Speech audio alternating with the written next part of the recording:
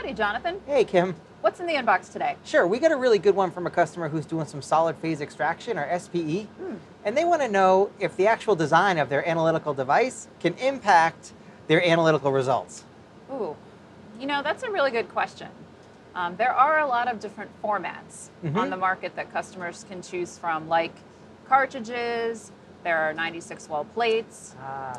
Within those 96 well plates, there are things like microelution plates, and then there's different amounts of sorbent that's within Yeah. each of those devices. So it looks like what they're asking is, if I can kind of read between the lines here, is can there be a big difference between something that has 2 milligrams versus 5 milligrams? Ah. Is there a big impact on format? Yeah, that's a good idea to kind of investigate this myth. I'm not that familiar with these types of formats. Maybe you could show me what these look like. Yeah, I think what we can do to kind of explore this myth Yeah.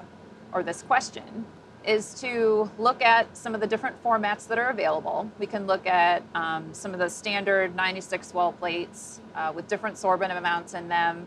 We can look at a microelution plate. Cool. And then maybe what we can do is take an actual sample and run it through both types of formats Yep. and see if there's a real benefit to one over the other That sounds with good. the same sample. Yeah, that sounds great. Okay, All right, let's run that. let's do it. All right.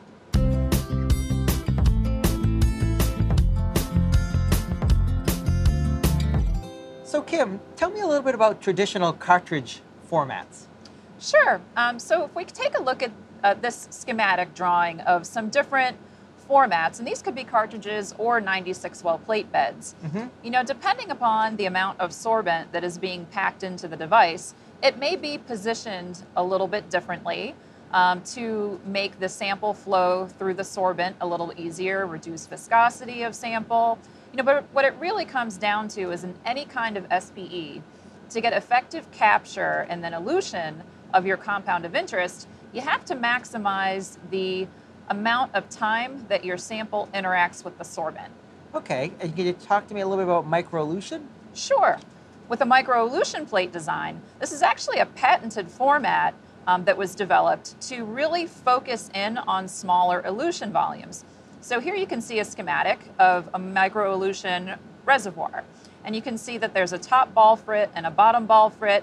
And in between that is actually 2 milligrams of sorbent. Oh, yeah, I see that. Yep, and that sounds like a really small amount of sorbent, but it actually can work very well since it has high capacity. And what we do is with that tapered design, you can get a droplet that is only about 8 microliters in volume, and all of those features combined allow you to get a complete elution in about 25 microliters of volume. So, Kim, that was really cool looking at the two different designs between microelution and cartridge. But what really are the differences? That's what the customer kind of wants to know. You're right. I mean, that's really the point of this customer's question. Can the format make a difference? Yeah.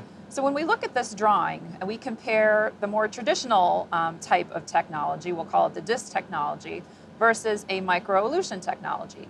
And what the real difference is here, it's in the packed bed of sorbent. So we're looking at two different formats here. With the disc technology, it's more of a wide and short bed. With the microelution, it's more of a narrow and tall bed. And that relates to the aspect ratio of the packed bed. The aspect ratio is the ratio of the height of the packed bed to the diameter. And in general, a higher aspect ratio means that you'll have a lower holdup volume, which also translates to a lower elution volume. Oh, okay. So if we look at the drawings at the bottom, you can see that as the sample is loaded onto that wider type bed, the sample is going to be more dispersed across that bed, and it will Right. therefore take more elution volume to fully bring that out. With the microelution technology, since it's in that narrow and tall bed, it has a lower elution volume, and we're able to use less solvent to get the sample back off of that solid phase extraction device. Cool. That's really good. Now let's see how it looks in maybe some real practical applications. So, Kim, that was really cool looking at the different characteristics and engineering of the different formats. But how does it really work on an actual sample? Is there really a benefit? Yep, this is awesome. This is where the rubber meets the road when you compare these two types of formats. So if we take 370 microliters of risperidone and we process that in two different sample plates. So one of them is a microelution plate and the other is a 10 milligram plate. With the 10 milligram plate that we see on the bottom, you actually have to elute your 370 microliters of sample with 370 microliters to overcome that holdup volume and get complete elution. So in that case, we're not able to get any concentration. Yeah, the peak's so small. Right, no concentration of our actual sample. But with the microelution plate at the top, since it has a much lower or higher aspect ratio, we can actually elute in 25 microliters of sample. And you can see that signal there. We have an 11-fold increase in signal. We're able to concentrate our sample 15 times because we loaded 375 microliters of sample, and we eluted in 25. That's a huge benefit in this format. So what do you think, JT? I think this one's totally busted. I mean, you showed with some of that great data that we were able to generate that the analytical device significantly impacts your analytical results.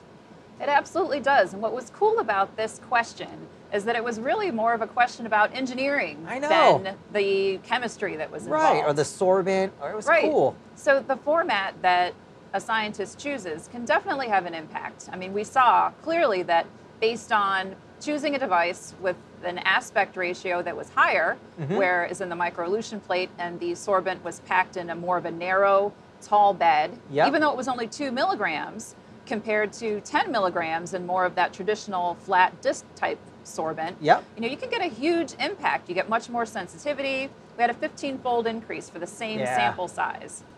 It's great. The other cool thing about microelution plate is that you can actually, since you're eluting in that 25 microliters, you can skip the dry down and reconstitution. So you can just dilute that with water and inject it directly into your LCMS. Jeez, another engineering feat. Another added benefit. Yep. That's great, that's great. Well, awesome work. I'll get back to this customer, let him know the good news, let him know that we busted this myth. All right, write it up. Write it up.